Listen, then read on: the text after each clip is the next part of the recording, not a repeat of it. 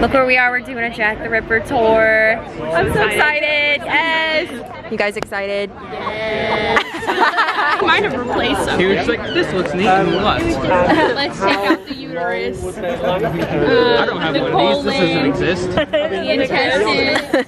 Let's like strew them around like body paint, and then You have to be an artist whenever you do. So that's true. Okay, if you're recording, take that out too. No, I'll just. You never know when something funny is gonna come up, so. Yeah, my whole commentary. my whole life, it's a joke. Mine is which was invented, murder started with an S, and we could be like sister or whatever. And copy off James Charles. Sister Slaughter. No. I don't know any groups of words that start with an S. Sister Strangled. Sister slit your throat.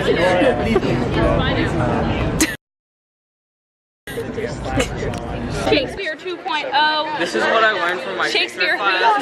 2018. You can do whatever you want. So this I've got as long as you can rhyme it. Hey, we can make a sonnet with like sister Shakespearean, and then it can have the two couple it at the end. So It works, it's fine. if you have a problem with it, you have a problem with Shakespeare. So yeah, literally. And then you can be an author of What I said. Yeah, yeah. making up We words. can have a dictionary about how many words we invented, starting with cab. Quote that. I will. No one's gonna know what that is except for Nope. except for our families. What? okay, so it's also accurate. Honestly, I'd be down for Right. So you're from Canada. Boo. Wish. They don't have Trump there, Such a so. lovely, kind, nice, gentle president. Who could ask for more? We could have Justin Trudeau. Oh, my name's Oliver. But you can. You can call me sir, or my lord, or your highness, your grace, your eminence, whatever. So you're interested in death? Yes. Right, death. Why are you interested in death? Is it more interesting than life? Yes. Yeah. It's more mysterious. I'll tell you a couple of things about death.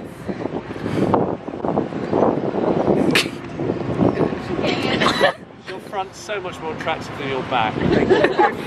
Actually. Welcome aboard the tale of Jack the Ripper. Now, I say it like that because some people do believe that it is a tale, that it is myth, that it is an urban legend. Forget that. Everything I tell you tonight is the truth. Everything I tell you tonight actually happened. But some people, forget that these things did actually occur. He jumped bail and fled to America, but the evidence against him was not strong enough for them to bring him back. So this man, Francis Tumblety is his name. He was a fascinating man. He was a quack doctor. Do you know what quack doctor means? A kind of a pretend showman type doctor. And he used to carry around with him, as part of his act, a selection of real women's wounds, as opposed to men's women's collection. He was in London at the time.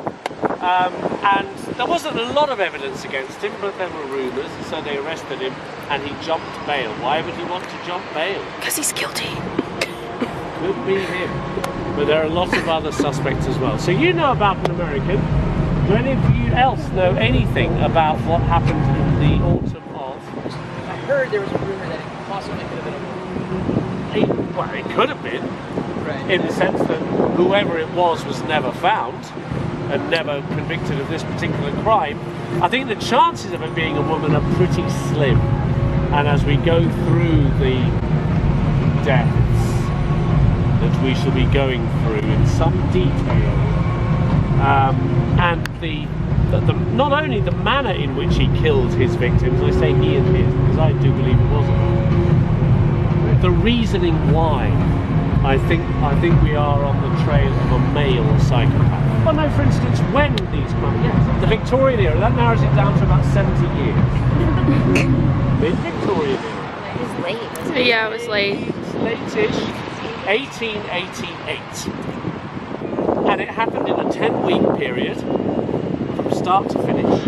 All the murders happened on weekends. Firm. Say that with alarming confidence, almost as if you knew. Yes, indeed. Most people with intelligence, you, me, agree on 5, but we can't be sure. Some people say 4, some people say 6 or 7, but the generally agreed number is 5. So why all the interest? I mean, there are serial killers who have killed 20, 30, 40 times. There's an English doctor from about 20 years ago who killed 60 or 70 times. You don't go on tours of Rochdale in Lancashire where he was. So why all the interest in Jack the Ripper?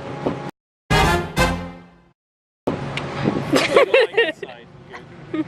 Why all the interest? Why the fascination with someone who only killed 5 times? I've killed 7. I mean, no one's interested. Why? I ask it. What's the group? The way he killed them, yes, that's one reason. He was never caught, yes, exactly. And the third reason, in my opinion, Who he killed? because of the newspapers, this man was the first famous serial killer. Because the newspapers spread the word so quickly, within days, everyone knew about him. That's the first time that had happened in history. Good reasons why this man was famous. Now I have to take you back to 1888 because it's a lovely midsummer evening in the city of London, which is so very different to how London was in 1888. In 1888, London was one of the richest and one of the largest cities in the world. And most of the money was here, where we are, in the city of London, the financial district.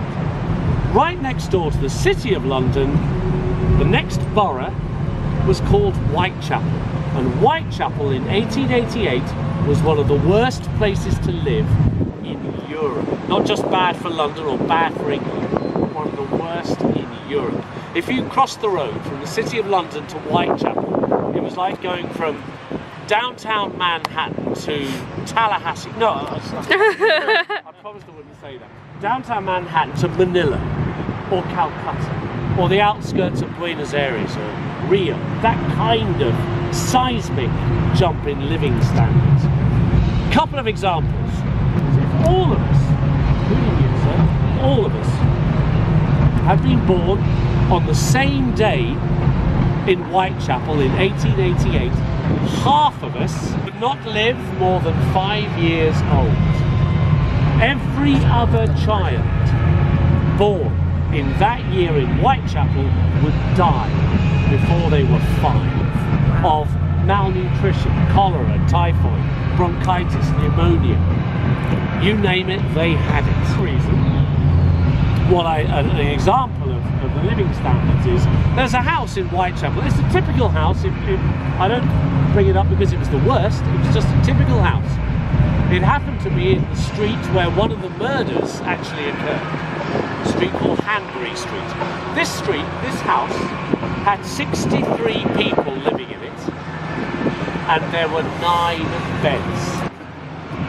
I expected a quicker response. Our education system's failing in America. And in your family house, yeah, of course you do. You take it for granted. Imagine sharing that room, and it would have been about that size. Sharing that room in your house with 4 or 5 brothers and sisters, and your parents, and 1 bed, and all your possessions. There would be 1 kitchen in the house, serving everyone. There'd be a bathroom, but the toilet would be outside in the yard. There'd be no running hot water. There'd be no central heating. There'd be candles. And worst of all, there would be no Wi-Fi. And that's a typical house.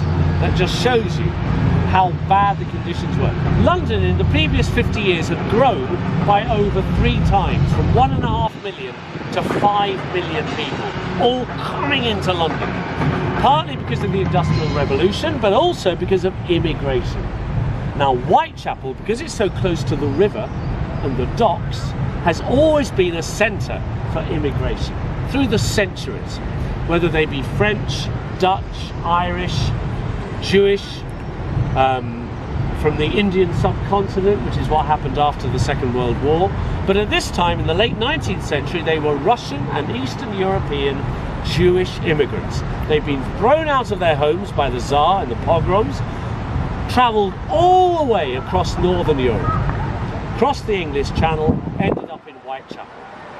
And because they were foreign, they were getting the blame, the suspicion when things go wrong. And this has happened all through history, not because they were Jewish, but because they were foreign, they were different. It's human nature, unfortunately. And a bit of modern politics, only 2 years ago, the British people were a victim of this. I say we were a victim of it.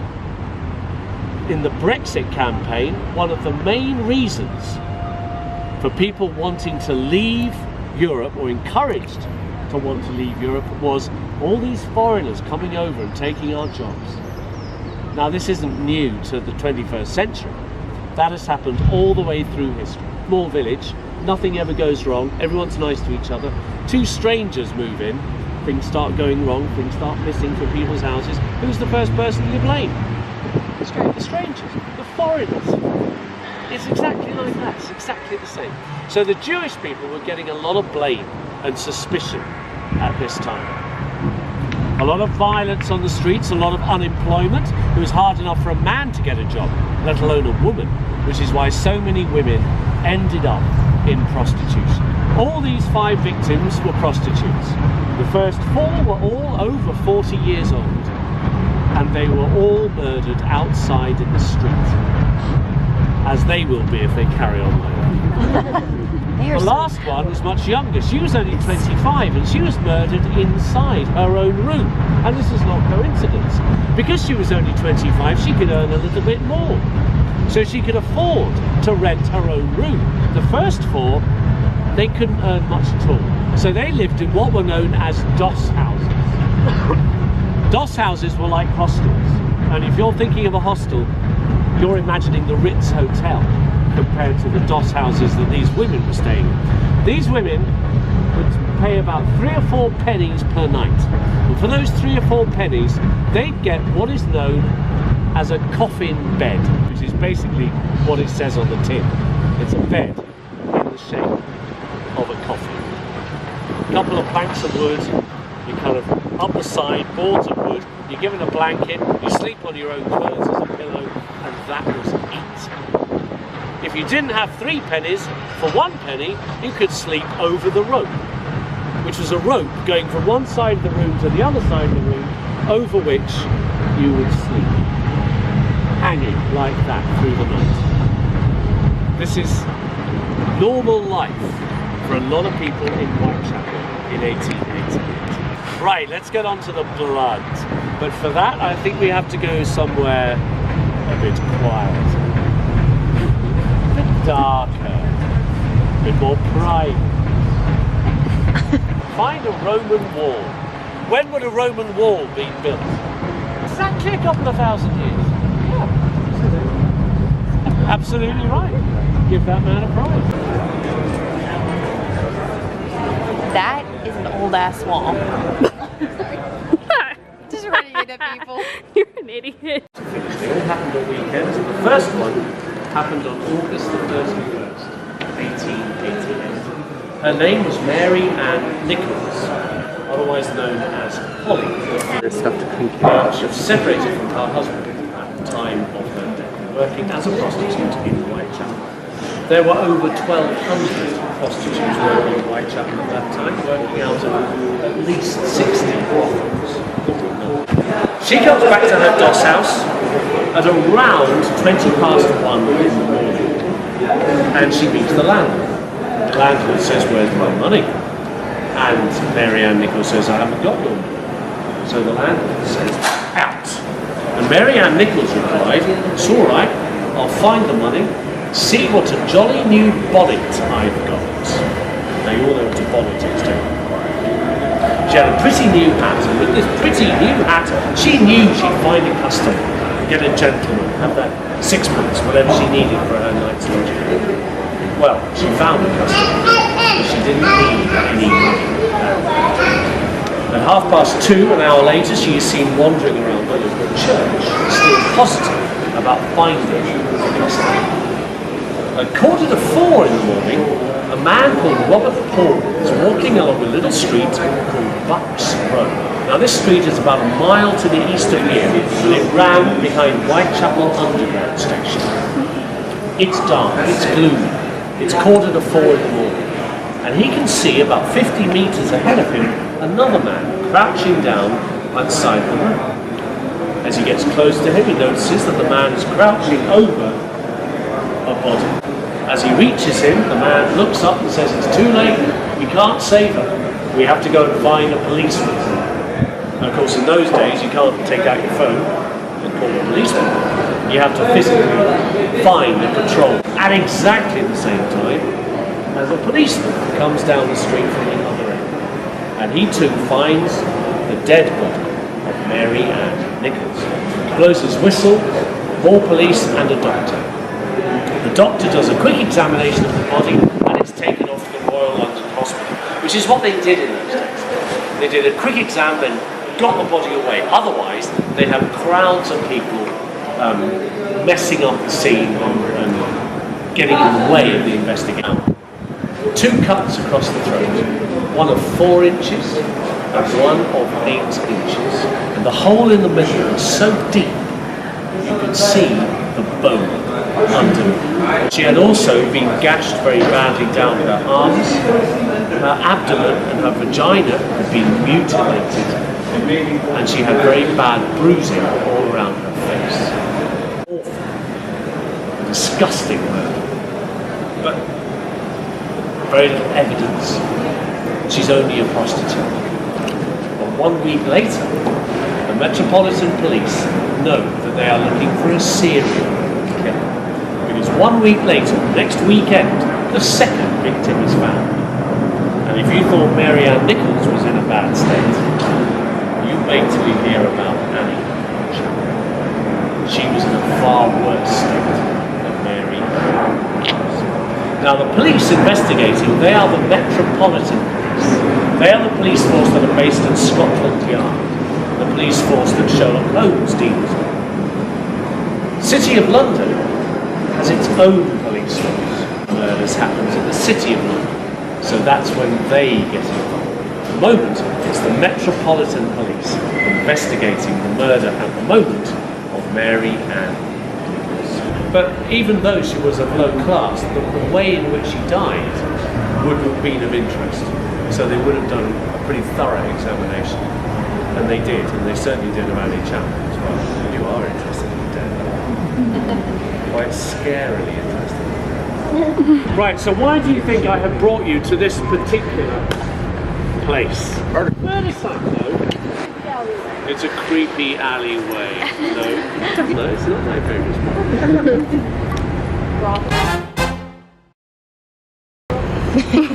A brothel, I see. This one's no. I brought you here because you look so tired. Right, murder number 2. Annie Chapman was her name. Annie Chapman was 48 years old, the oldest of the 5 victims. Not only the oldest, but almost certainly the heaviest drinker of them all. Now these women would have been alcoholics. You need alcohol just to get through. The drink that most of these women drank was gin. They drank gin for 2 reasons. One was it was plentiful, and it was quite cheap. The other reason was there was a commonly held belief that if you drank enough gin, you wouldn't get pregnant. Well, It was a contraception. And it's true, it's absolutely true. exactly. I've been drinking gin for 40 years. Of course it's not true. But enough women believed it to be true. Now, Annie Chapman was certainly a very, very serious drinker. She, like Mary Ann Nichols, had been married. She was separated from her husband since 1880. But after they'd separated, her ex-husband kept on sending her 10 shillings a week, which is quite a lot of money. But in 1886, he did the most selfish thing that anyone could do. He died. I was about to say. No more money for Annie Chapman, and her life went down into the gutter. 1958, working as a prostitute, living in a street called Dorset Street. Now, Dorset Street was right opposite Spitalfields Market. We'll get there right at the end of the walk. It wasn't just a street, it was more like a collection of passageways and alleyways and little courtyards. Some brothels, some pubs, some doss houses, and also some private rented accommodation. But not only Annie Chapman, but also Ann Nichols were staying at that time in doss houses in Dorset Street. Annie Chapman comes back to her doss house at around 12:30. Then she goes up the road to the top of the street to the Britannia Arms on Commercial Street, where she has another couple of drinks. Then she returns to the doss house and meets the landlord. The landlord's name, Tim. And Tim says, "Where's my money?" And Annie Chapman says, "I haven't got your money." Tim replied, "So you've got money for beer, but you haven't got money for your bed? Out." Annie Chapman said, "Don't worry, Tim, I'll get your money.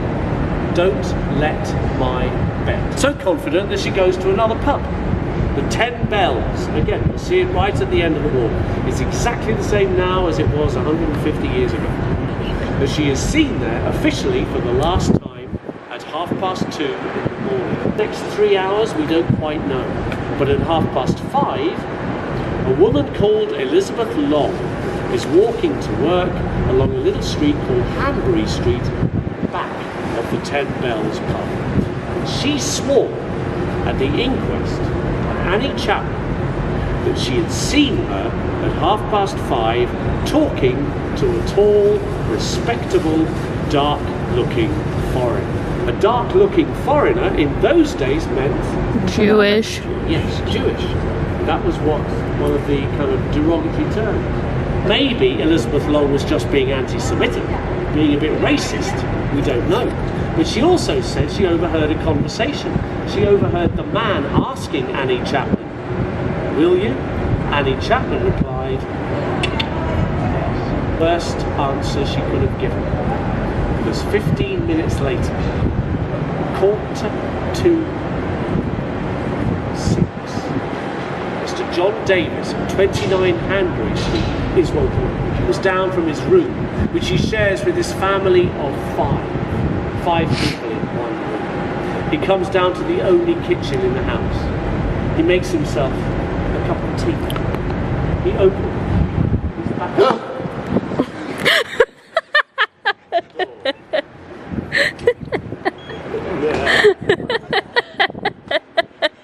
You got so scared. With her head on the step going into his kitchen, there was the dead body of Annie Chapman. Okay, way to John make up. Davis said this at her inquest. With her clothes up above her knees and with her face covered in blood, and what lay beside her I cannot describe.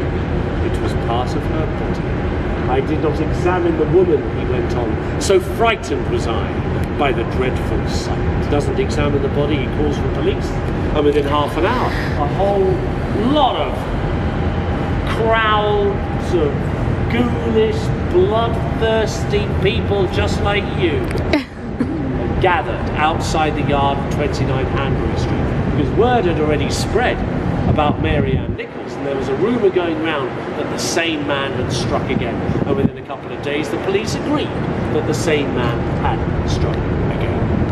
Dr. Llewellyn arrives, does a quick examination. This is what he finds. Again, 2 cuts across the throat. So deep, it was said, that like someone had tried to cut off, tried to separate the head from the body. But this wasn't how she died. There was also a lot of bruising all around her neck, and her tongue was much larger than it should have been. Strangulation or suffocation. But then cut all the way down from her throat to her waist. Her small intestines and her abdomen were laid over her right shoulder. Still connected. Not cut off. Still connected.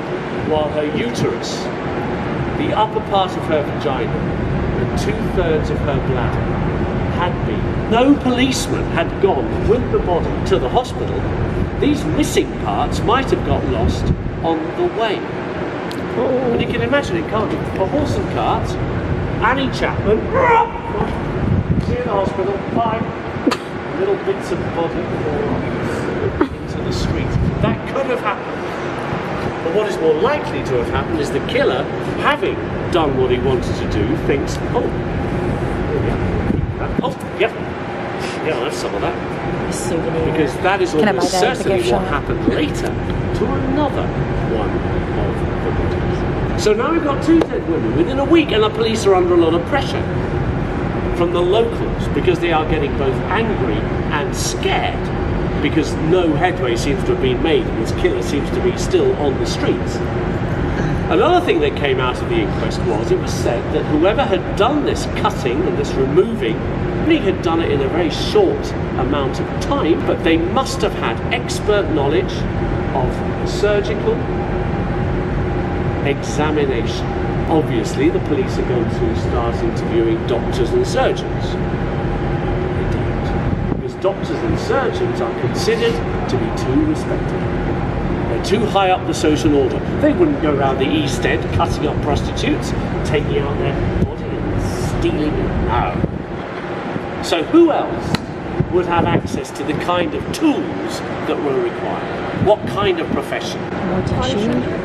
Mortician. Police actually gave it. Butcher, yes. Barber, very good, yes. Barber or hairdresser. And also shoemakers. The first man they arrest was a man called Leather Apron. Leather. That's why they called him that. He was arrested not just because he was a shoemaker and he had the tools, he also had a very bad, very violent reputation as far as women were concerned. Been in trouble before. He was released the next day. There was no evidence against him. He had cast iron alibis for both the murders of Annie Chapman and Mary Ann Nichols. But for the next 3 weeks, the name of the killer was either the Whitechapel murderer, the East End killer, or Leather. Poor old Leather Apron's business probably went straight down to the ground. But we don't talk about Jack the Ripper. That name has not been thought of. We have to wait for 3 weeks until the night of the double event. And as you are incredibly intelligent young people, I don't have to tell you what happened on the night of the double event, do I? 2 murders in one night. It was something else. 2 murders in 1 hour. And the second of those 2 murders happens just round the corner from us now, which is where we're going. On the way, as we go around this building, walk up to Tall Church. This tall church has a rather boring name. St. Botolph without Aldgate.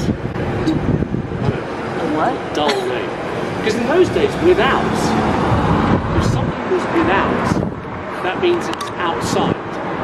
So this church, St. Botolph without Aldgate. But that's too much of a mouthful, so it had a nickname. It was called the Prostitutes' Church. And it was called the Prostitutes' Church not because every Sunday they would gather. They're still looking for it. Not because every Sunday they would gather and say, I promise I won't do it again. It was called that because they would gather outside to pick up their customers. It also had the nickname of the Running and Walking Church. So the prostitutes would walk up. This is classy acting coming up. Walk up. All right, so walking up. If they don't get any customers, they go around the back of the church and run and start walking again. So the church was called the Running and Walking Church. It wasn't the church that ran and walked, it was those damn pesky prostitutes. And it plays a rather important part in our next double event.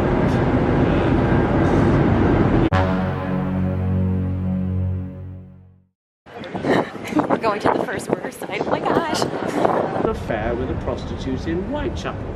Not only did they have an affair, they had a baby.